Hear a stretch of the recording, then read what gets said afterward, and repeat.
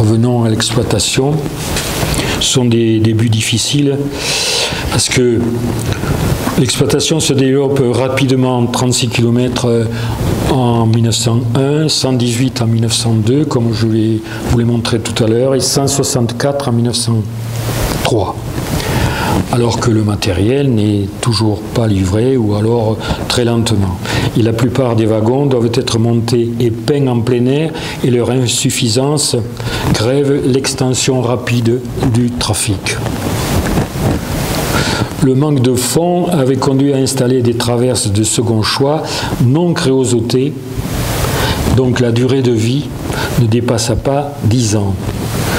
Donc, les traverses qui avaient été implantées en 1903, 1905, arrivaient avant la guerre de 14, il fallait les changer. En 1911, 40 000 traverses sur 100 000 sont à changer. L'entretien des voies est confié à 76 cantonniers. Ce personnel est polyvalent. Les cantonniers peuvent être employés comme chauffeurs ou serre-freins pour remplacer les défaillants de titulaires. Et le personnel féminin est généralisé dans les stations. La receveuse doit s'y rendre seulement, comme je vous l'ai dit, 20 minutes avant l'heure d'arrivée du train et y rester 15 minutes après le départ, soit une présence de 4 heures par jour, et vous verrez combien elle touchait par mois. Donc, la recette kilométrique annuelle s'établit de 1901 à 1904 à 2625 francs, alors qu'elle devrait atteindre, c'était le projet, 5000 francs pour permettre l'amortissement des dépenses de premier établissement. Or, ce chiffre, qui est donné dans une moyenne pour l'ensemble du réseau, cette recette s'abaisse à 1240 sur le trajet Palais-Moutoumé. De Belpech à Castelnaudary, la ligne de Castelnaudary, c'est 13 350 francs. 1400 francs pour Fabrezan-Saint-Pierre et seulement 1210 pour les lignes de Bram.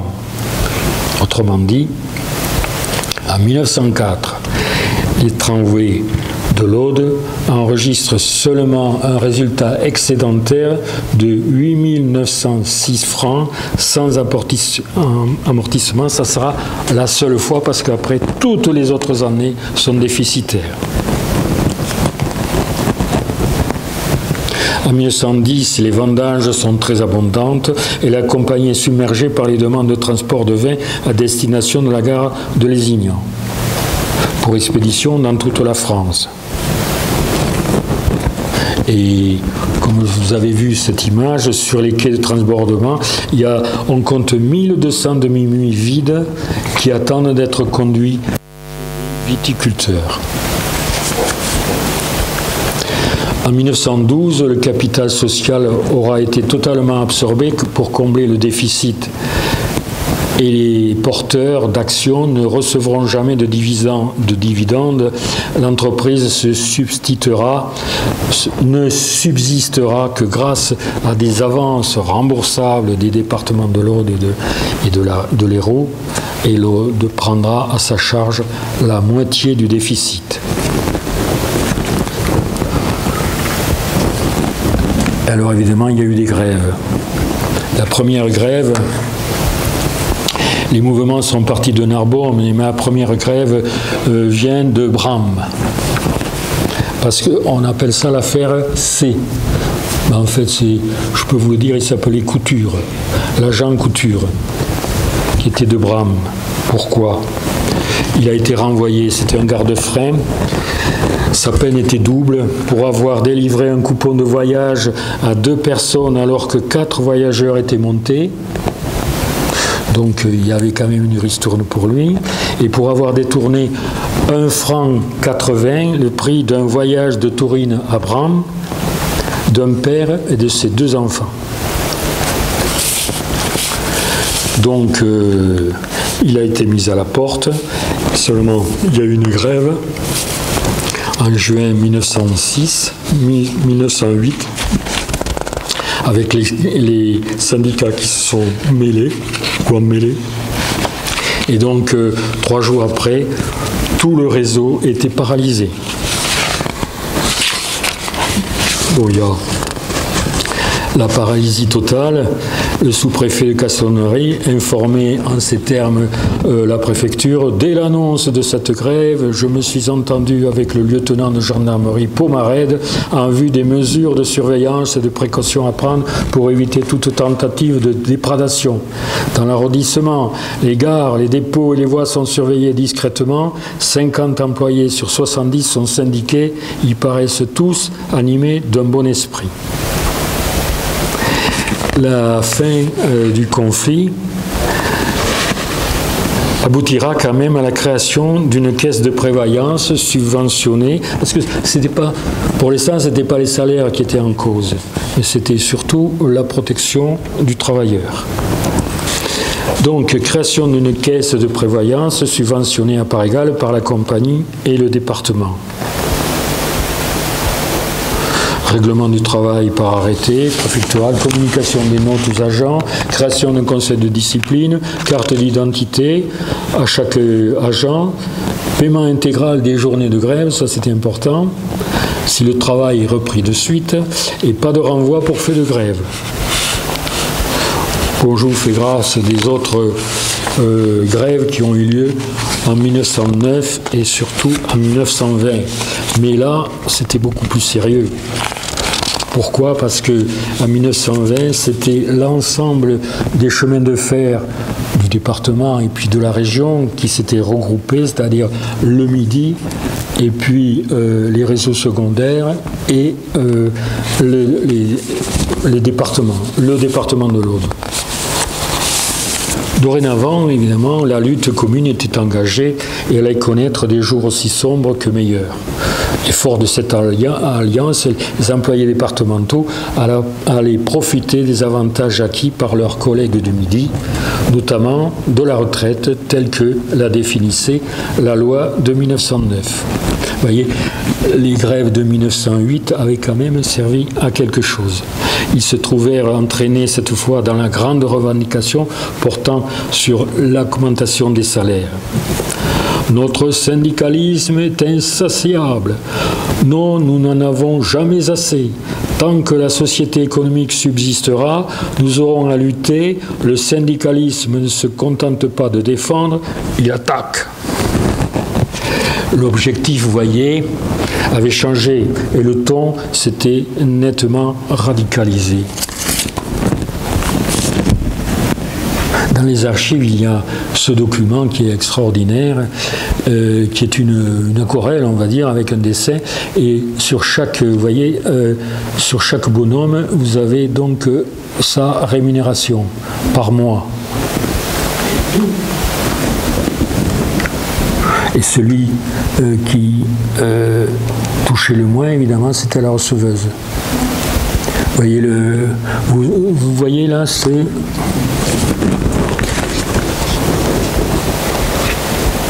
Voilà, ce que en 1908, alors avant ou après 1908, ça a été la même chose, puisque je vous l'ai dit, les salaires n'étaient pas en cause à ce moment-là.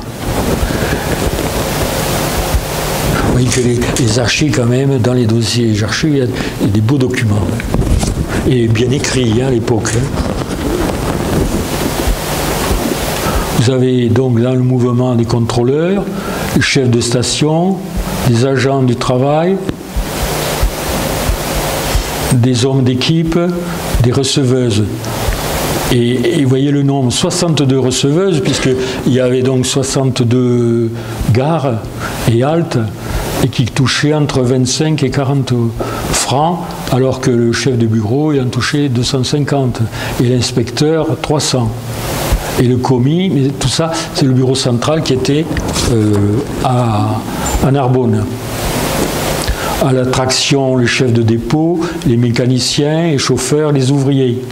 Et à la voie, les conducteurs, chefs cantonniers et cantonniers, il y en avait quand même 69. Et des chauffeurs, évidemment, 43. Bien. C'est une photo qui, moi, m'émeut beaucoup parce qu'elle a été tirée à Plaigne. Et c'est l'arrivée d'un cercueil d'un soldat tué à la guerre de 14.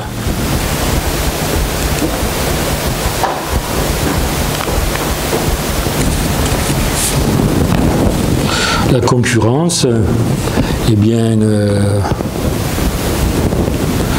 la mise en service n'avait pas arrêté les services de diligence qui se dirigeaient vers la ville, chargeant au passage les voyageurs aux haltes et aux arrêts. Donc on prenait de la clientèle au tramway.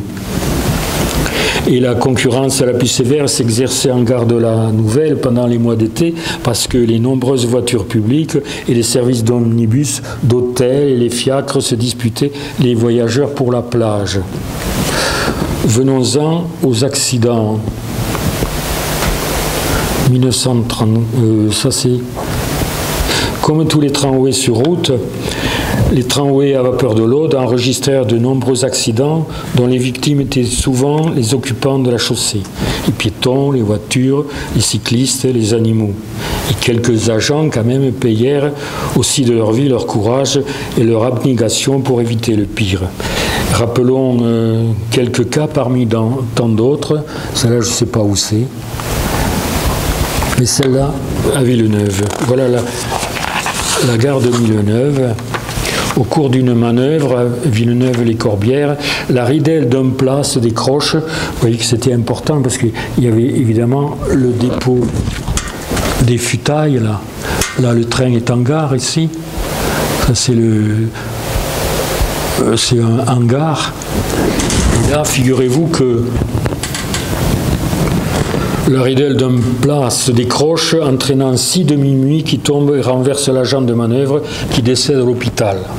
Des enfants, en jouant dans l'enceinte de la gare, avaient déverrouillé les fixations. Le 12 mars 1912, le train déraille près de Villeneuve-les-Corbières, donc sur cette photo aussi, à cause du mauvais état des traverses. La machine se renverse, se couche et tue le mécanicien. Vous voyez un accident spectaculaire ici. C'est bien parce qu'on a le rapport et on a la photo. À la Roque de Fa, un train supplémentaire chargé de 3 wagons de fourrage ne peut être ralenti sur la voie mouillée. Et le convoi quitte la voie, traverse la rue et s'arrête contre le mur d'un jardin. Le mécanicien et le chauffeur, pris sous la machine, sont grièvement brûlés et décéderont à l'hôpital. Voilà de la côte de Sansou, donc à côté de Villeneuve-la-Comtale. Le 7 juin 1917, le train 82, parti de Belle-Pêche, comme tous les matins à 5h15, se composait d'une voiture de voyageurs, d'un fourgon et de 2 wagons couverts chargés de blé. À Salles-sur-l'Hers, il avait pris 2 autres wagons de blé. Ça, c'était pour l'armée, le blé. 1917. À la côte de Sansou, au point kilométrique 6,5, à la sortie d'une courbe de 150 mètres, la machine sauta subitement des rails et, perdant la marquise, le dôme et la cheminée, se déversa à gauche. Heureusement que c'est contre le talus, parce que sinon, là, il y avait le ravin. Et donc ce talus qui freina sa course. Les 4 wagons portant 29 tonnes de blé destiné à l'armée furent broyés. Parmi la vingtaine de voyageurs, aucun ne fut blessé. Le mécanicien qui se trouvait sous la machine n'eut que des contusions multiples. Par contre, le chauffeur, il eut le bras broyé que l'on amputa à l'hôpital de Castelnaudary. Le rapport du contrôle rapporta que c'est la grande humidité des rails qui fut la seule cause de cet accident. Enfin, le dernier accident mortel sur tout le réseau eut lieu le 28 novembre 1930 lors d'un déraillement entre Conques et Limousin. Le mécanicien pris sous la machine décédera de ses blessures. Vous voyez là la machine, 24, et puis après, donc, 4 wagons de blé, et au fond, la voiture des... on ne la voit pas, c'est un wagon ça aussi, la voiture des voyageurs. Et il se trouve qu'il y en a une dame qui m'a raconté, elle était petite mais elle s'en souvenait quand même. Et la voiture ne quitte pas les rails, alors que tout le reste était en bouillie. Vitesse et temps de parcours. Bon, ça c'est la liste de tous les accidents. Il y en a eu quand même sur la ligne de Belpech. C'est la ligne évidemment que j'ai le plus étudiée.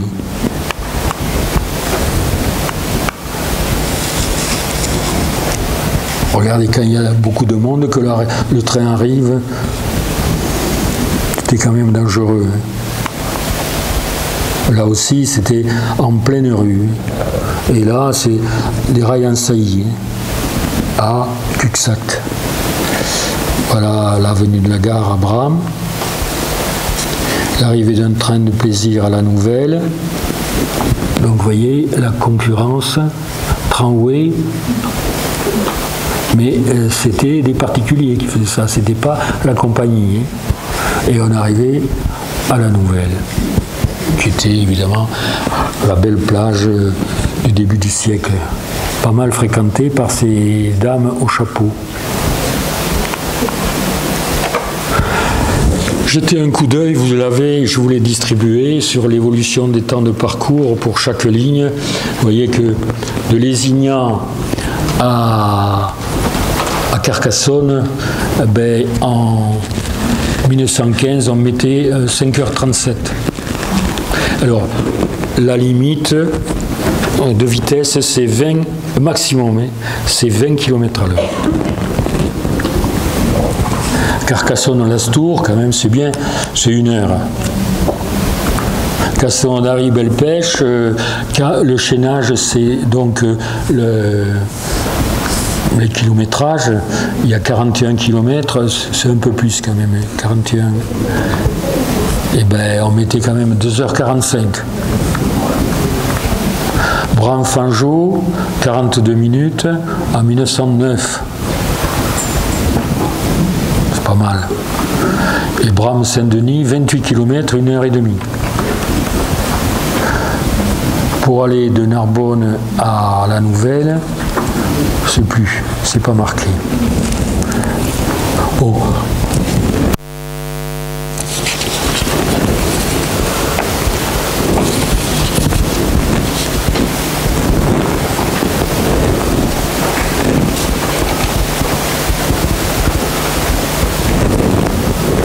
Vous voulez qu'on arrête?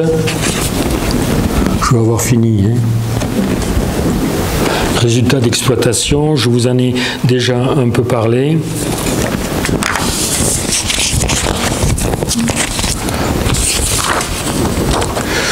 Le déficit et ses causes. Au cours de l'année 1922, le trafic augmente de 5%. Les transports de minerais ont repris, celui des pierres cassées des carrières de la Connette pour l'empierrement des routes est en nette augmentation et celui des pailles et fourrages en progression par suite de tarifs avantageux.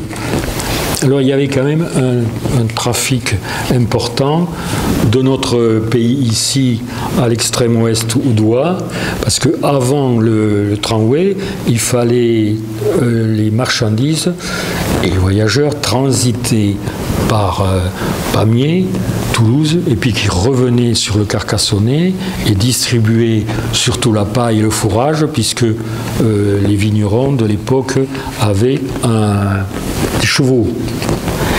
Et du coup, ça allait jusqu'à Narbonne. Alors ils mettaient 150 km, alors que on traversait avec le Midi, on allait quand même beaucoup plus vite. Quand je dis le Midi, c'est la compagnie du Midi. Hein. Cependant, en règle générale, l'exploitation des lignes est particulièrement onéreuse en raison des profils sévères, accidentés et des trajets. Vous y voyez là, résultat d'exploitation. Le trafic des vins, qui avait été considérable avant la Grande Guerre, passe de 212 000 hectolitres en 1913 à 102 000 en 1920 à 70 000 en 1921.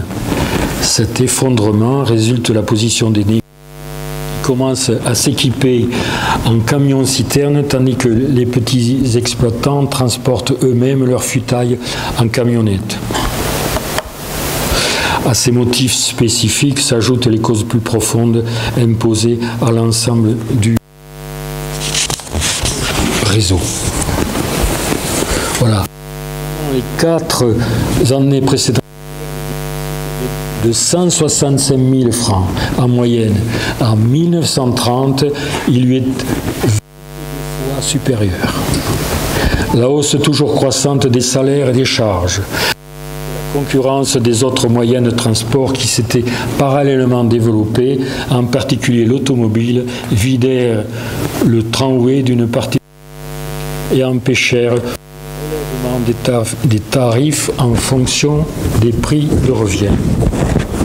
La fin d'une époque ou d'une épopée. En 1925, un conseil général évoque la suppression du réseau, trop onéreux pour le contribuable. Peu à peu, l'idée fait son chemin et on s'oriente vers le transport routier. En 1928, la Société Générale des Transports Départementaux propose de reprendre le réseau au doigt sur la base d'une exploitation mixte. Les voyageurs seraient transportés par route et les marchandises continueraient par le rail. Le 14 juin 1930, le Conseil général rachète la compagnie des tramways et en rétrocède la plus grande partie à cette Société générale des transports départementaux qui utilisait surtout des autobus.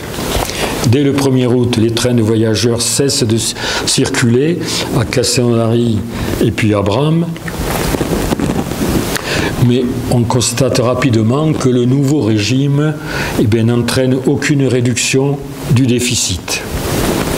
Dans le courant de l'année 1931, les conseillers d'arrondissement de Carcassonne-Narbonne ainsi que les 3 chambres de commerce demandent la suppression pure et simple des trains et la dépose des voies. Et 220 agents sont mis à la retraite. À la fin de cette même année, 2 trains aller-retour, vapeur mixte, voyage et marchandises, circulent seulement le dimanche. Au cours du mois d'octobre 1930, 24 agents des tramways atteints par l'âge de la retraite quittent leur travail, 20 auxiliaires sont licenciés et en septembre 1931, 58 agents sont à leur tour licenciés. En août 1932, toute l'exploitation est assurée par autobus et camions, à l'exception de Carcassonne-Lastours, vous savez, le train des ouvriers de Salsigne, dont le dernier train ouvrier circulera de Carcassonne jusqu'à Salsigne, non pas jusqu'à Lastours, jusqu'au 15 janvier 1933. La voie est définitivement fermée le 1er août 1933 et déclassée décret le 18 mois plus tard. Voilà. Alors, j'aime bien cette photo, ces dames. Les causes des mauvais résultats tiennent aux conditions d'établissement des lignes, bien sûr, à l'insuffisance des installations et au manque de matériel, ce que nous avons essayé de démontrer tout au long de cet exposé. Le tramway à vapeur, a connu une existence assez courte, le temps d'un relais entre la diligence et la voiture à moteur. L'autobus présentait évidemment une supériorité, il s'arrêtait au centre du village, alors que la station du tramway, vous l'avez pu le constater, en était éloignée. Il permit néanmoins, à une époque où les moyens de transport prenaient leur essor et se multipliaient grâce au dur labeur de son personnel, le désenclavement de beaucoup de villages favorisa le développement du commerce local ainsi que l'exploitation des ressources agricoles et naturelles de nos beaux pays d'Aude. conclusion, mais je n'en ai pas fini. Alors, point de nostalgie dans cette évocation historique, sociale, humaine. Seulement un souhait. Tous automobilistes, cyclistes ou marcheurs qui passeraient devant ces petites maisonnettes au bord des routes qui étaient donc les gares d'autrefois, qui sont pour la plupart délabrées ou taguées, ayez une pensée pour toutes ces femmes, tous ces hommes, receveuses, convoyeurs, chefs de train, chauffeurs, agents d'entretien, manœuvriers, qui ont travaillé dans ces gares ou sur la voie jusqu'à 17 heures par jour, certains durant toute leur vie, pour un salaire de misère. Voici maintenant une autre série, j'en ai fini là. Voilà, j'aime bien ces photos-là. Une série d'images et de pièces qui complètent. Alors, ça c'est Madame Cosinus. Madame Cosinus. Patricine Cosinus, qui est la receveuse de Peyrefils-sur-Lers de 1914 à 1930. Voilà celle qui a porté le brassard que vous a montré M. Murton. C'est Berthe de Natte, qui était donc la receveuse de Plaigne. Vous voyez, le village est drôlement sur le colline, et puis il fallait qu'elle vienne tous les jours, parce qu'il y avait 3 trains par jour. Il y en avait un à 5h50, puis il y en avait un autre à 10h ou à midi, et puis l'autre le soir.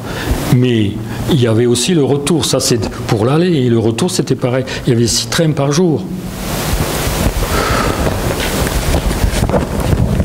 Madame de Natte. Alors là, nous avons des hommes de la voie, des terrassiers, des cantonniers, un maîtreur, chef d'équipe et homme de main. Voilà la pose d'un rail. Ça, c'est des travaux. Donc, ça se situe entre Blasins et Plaigne. Vous voyez le château de la commanderie qui est dans le fond. C'est un détail de la réparation. 7 traverses de bois ont été changées. On procède à la pose des rails de cette portion de voie. Celle-là, qui est magnifique. Vous voyez, le château de la commanderie, il est là.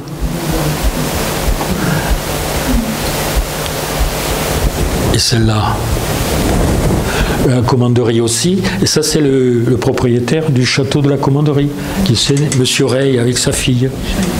Vous voyez, avant, il y avait la route qui prend évidemment son droit sur le rail qui est juste là. Regardez la voie là.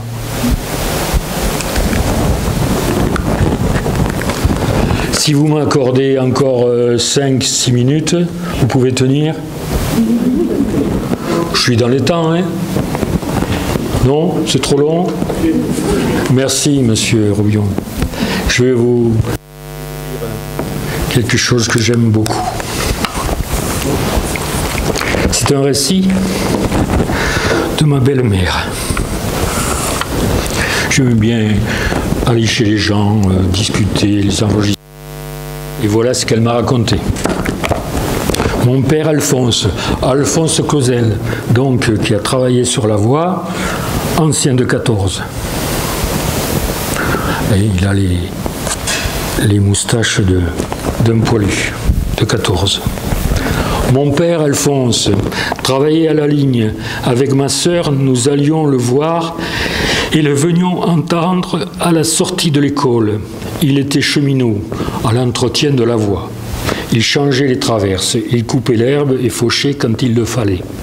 Ces traverses, sitôt la ligne désaffectée, furent déterrées, démontées et nous les sommes partagées. Il me semble qu'il y en a encore quelqu'une dans la remise. Le matin très tôt, il allait à la gare. « Aujourd'hui, je suis de semaine, nous disait-il, il faut aller pomper. » C'était une pompe à bras qui tirait l'eau de la rivière. Il en fallait du temps et de l'huile de coude pour remplir le réservoir. Vous avez vu, hein, 1200 litres de chaque côté, ainsi que la cuve de la machine. On m'a dit que j'ai pris une fois le train, ce train que tout le monde appelait la Vaca Negro, la vache noire, à cause du bruit qu'elle faisait comme une bête sauvage et qu'on entendait de loin sitôt qu'elle se mettait à siffler. C'était en 1920, je n'avais pas 3 ans, c'était du temps où mon père n'était pas encore à la ligne. Un jour, j'étais handicapé, le pied se retournait à l'envers, c'est-à-dire à l'intérieur, j'avais une jambe tordue. Peut-être que j'étais né ainsi. Ma mère me porta à Cassonnerie chez le docteur Frossard, un spécialiste de la marche. Ma mère me prit avec elle dans la voiture, sur ses genoux, pour ne payer qu'une seule place. Il paraît que j'ai pleuré tout le long du chemin. Moi, je voulais revenir à la maison et cette machine qui menait un bruit d'enfer, c'est là que mon père nous a suivis en bicyclette. De belles pêches. Ceux qui connaissent le chemin, Pécharic, c'est elle qui raconte toujours, hein, Antoinette. Jusqu'à Pécharic, excepté la Réduillon de Blazin, c'est peut-être celui de Plaigne, à Cassonnerie, le chemin est pratiquement plat et mon père allait aussi vite que le train. Il suivait derrière. Hein. Sous Pechluna, en direction de Maigreville, donc il y a le col de Maigreville, il fallut la monter, la côte. Appuyant sur les pédales, soufflant, suant, sans kéo, il arriva enfin au sommet avec peine pour voir partir le train qui aussitôt se mit à siffler en direction de Salles-sur-l'Hers. En 3 tours de pédale, la descente vers Peyrefitte fut dévalée et à Salles, le pauvre papa était trempé rouge comme un soleil couchant, mais il tenait bon. Il vint nous voir à travers la vitre et moi, je pleurais toujours. À la côte de Sansou, nous le perdîmes de vue, parce que celle-là, elle est longue, elle fait au moins 3 ou 4 kilomètres. Ma mère était inquiète, elle se faisait un sang de bouc. Il n'aurait pas fallu qu'il tombasse dans un ravin. Enfin, avec une demi-heure de retard, il arriva à Cassonnerie, épuisé, exsangue, presque mort. Il laissa la bicyclette et nous partîmes à pied chez le docteur. Le retour se passa mieux.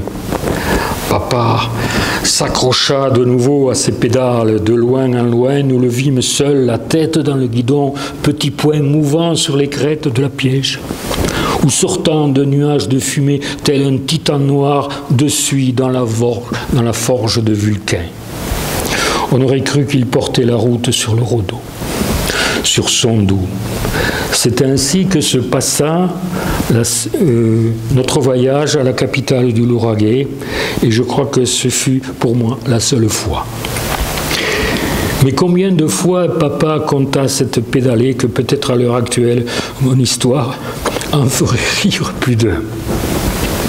Bien, mais pourquoi donc, on lui posait toujours la même question, pourquoi aller à Cassonnerie en vélo alors que le train était là à dessein pour ne pas se fatiguer, malgré les 2h30 de trajet.